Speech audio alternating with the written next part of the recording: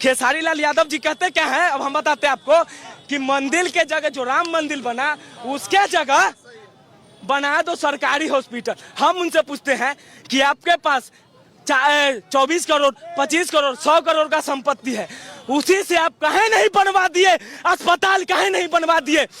आप बात करते हैं राम मंदिर का, राम मंदिर का अगर विरोध आप कर रहे हैं तो आप यदि और एक ही बात कहेंगे,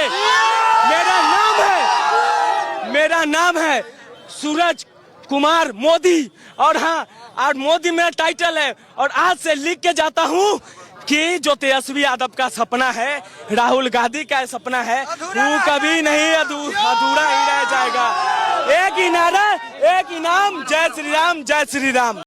नमस्कार, प्रणाम, हर महादेव।